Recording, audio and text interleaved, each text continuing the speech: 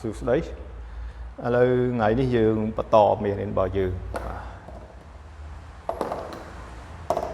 ចំណុចទី6ហ្នឹងហើយចំណុចទី6ណាបាទអញ្ចឹងចំណុចទី6របស់យើងគឺយើងនិយាយពី G និងសារធាតុចិញ្ចឹមបាទ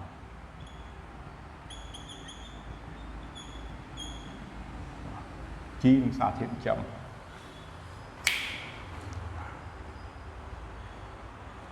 បាទអញ្ចឹងមុននឹងចាប់ផ្ដើមចូលដល់មេរៀនទី6ខ្ញុំសូមរំលឹក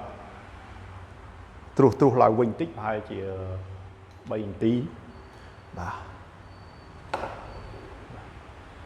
អញ្ចឹងចំណុចទី6នេះគឺវាស្ថិតនៅក្នុងមេរៀនគោលរបស់យើងគឺកលឹះសម្រាប់អ្នកចាប់ផ្ដើមធ្វើផលិតកម្មដំណាំបន្លែអញ្ចឹងកលឹះសម្រាប់អ្នកចាប់ផ្ដើមធ្វើផលិតកម្មដំណាំបន្លែគឺវាមាន9ចំណុចចំណុចទី1គឺយើងនិយាយពីធនធានចំណុចទី2គឺចំណុចចំណូលចិត្តនិងជំនាញ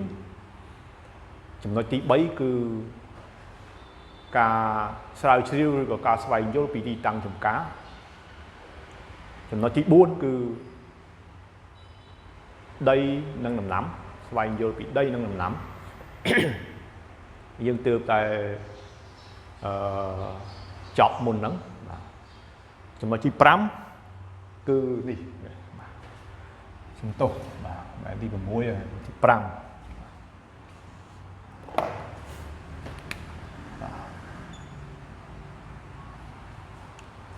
ទី5គឺ G និងសារធាតុចិញ្ចឹមបាទ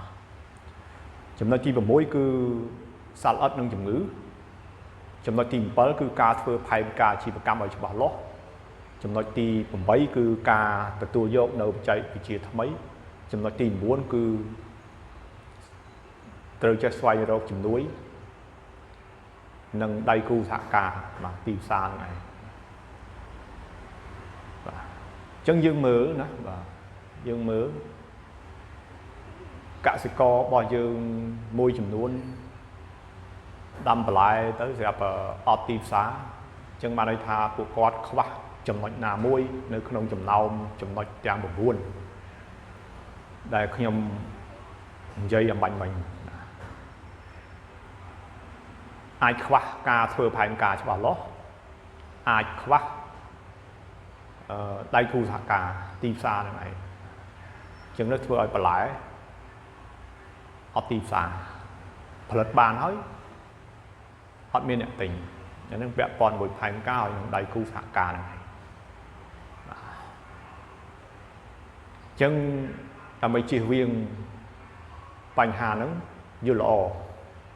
មុននឹងចាប់ដើមឬក៏មុននឹងសម្រេចចិត្តធ្វើអាជីវកម្មផលិតកម្មដំណាំបន្លែគួរតែសិក្សាស្វែងយល់ពីកលឹះនឹងសិនមាន9ចំណុចឬក៏9កលឹះដែលខ្ញុំរៀបរាប់អំបញ្ញមិញនឹងឯងបាទថ្ងៃនេះគឺយើងចូលដល់ចំណុចទី5និយាយពី G និងសារធាតុចិញ្ចឹមអញ្ចឹងនៅក្នុងចំណុចទី5នេះខ្ញុំនឹងបង្រៀនពីវិធីសាស្ត្រធ្វើ G មួយចំនួនដែលចាំបាច់សម្រាប់យើងយកទៅដាក់ឲ្យបន្លែរបស់យើងបាទទាំងអាសូតទាំងយើងធ្វើ G អាសូត G ផូស្វ័រឬ G និង G ប៉ូស្យូមសម្រាប់ដំណាំហ្នឹងឯងអញ្ចឹងចាំតាមដាននៅវីដេអូបង្រៀនបាទក្រោយមកទៀតចឹងមកខាតពេលយូរយើងចូលដល់មេរៀនរបស់យើងបាទចឹងមេរៀនទីចំណុចទី1នៃ G និងសារធាតុចិញ្ចឹមគឺយើងយកមកយើងយក G យកមកនិយាយមួយបាទដូចនេះហៅថា G ដូចនេះហៅថាសារធាតុចិញ្ចឹម G និងសារធាតុចិញ្ចឹមខុសគ្នាមិនឬក៏ពីរហ្នឹងដូចគ្នាបាទអូខេឥឡូវដូចនេះហៅថា G ចឹង G គឺជាសារធាតុគីមី nâng rư có rư xa thiệt sợi riêng đại kê pra là đấy đã hỏi đầm lắm đó đã bay đã từ lửa đây nâng cột chiết đã bay đo nấu xả thiện châm sầm khăn đã từ cá sầm rạp cá lụt lót bọc cột chiết rồi bọc đầm nặng bạn ấy tha chí ai chia sầm ảo thiệp kỳ mỹ ai chia sầm ảo thiệp xả riêng đại kê sau rư có ba nửa đấy rư có cọp nừng đấy sau rư có rồi nơi lơ đầm nắm và giáo cứ đầm bay vào đó nấu xa thiện chấm đòi đầm nắm chui oi đầm nắm lụt lọt bà lỗ chùm run phai cá bắt đầu phò cháo sau khi ổ làm nào đấy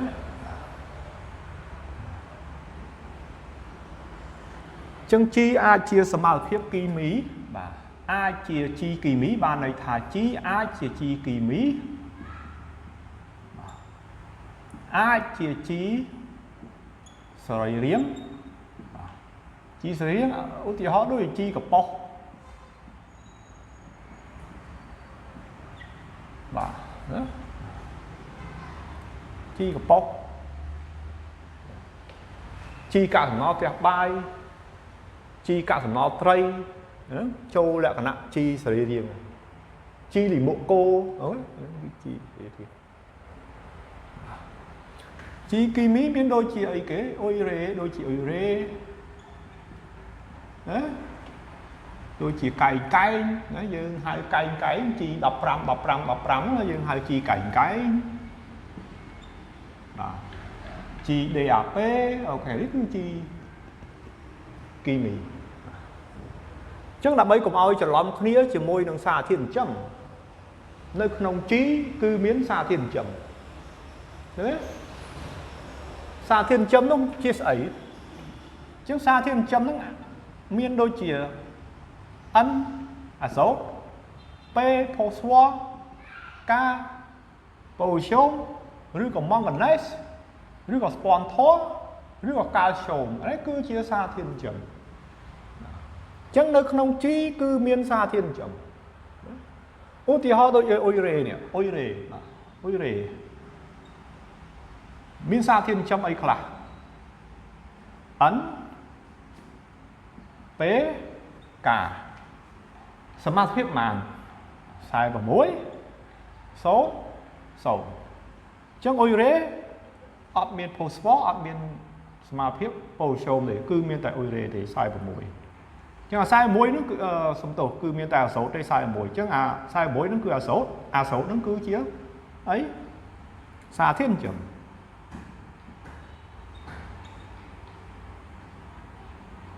ôi rê nó chị ấy ôi rê chứ chị đấy ôi chỉ ho chi thòm triệt môi tiệt chi thòm triệt ôi thì ho chi thòm triệt nhâm lơ thì họ đôi giờ chi lì mộ sẵn chi lì mộ sẵn chi gặp chi sợi riêng rồi chi thòm triệt vào chứ đấy ôi họ chi lì mộ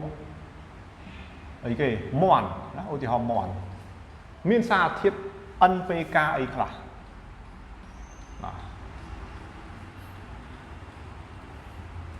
miên xa thiên chấm ấy là chẳng thì bộ môn bao nhiêu miên xa thiên chấm số cứ miên buồn phía rối phô xoa miên pi phía rối phô xôm miên pi cho buồn phía rồi nông chi thì bộ môn bao nhiêu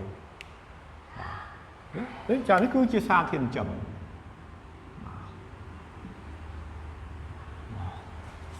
đấy chẳng sân không ta lên cho lắm nìa lên cho lắm nìa hết đầu viên chi nó xa thiên chấm chi xế xa thiên chấm cứ nơi nông chi mà rồi bà chân bờ miền សំណួរឬក៏ចម្ងល់ផ្សេងអាចតាក់ទងមកលេខទូរស័ព្ទដែលមាននៅក្នុងវីដេអូហ្នឹងបាទហើយនៅក្នុងករណីខ្ញុំនិយាយអត់អស់ខ្ញុំនឹងលើកមកនិយាយជាថ្មីម្ដងទៀតនៅវីដេអូបង្រៀនក្រោយបាទអូខេអញ្ចឹងសម្រាប់ថ្ងៃហ្នឹងគឺជីរបស់យើងគឺសូមបញ្យល់ប៉ុណ្ណឹងបាទហើយកុំភ្លេចចាំរងចាំទាញយកឯកសារយកមកមើលបន្ថែមអមជាមួយនឹងវីដេអូបង្រៀនបាទអរគុណច្រើន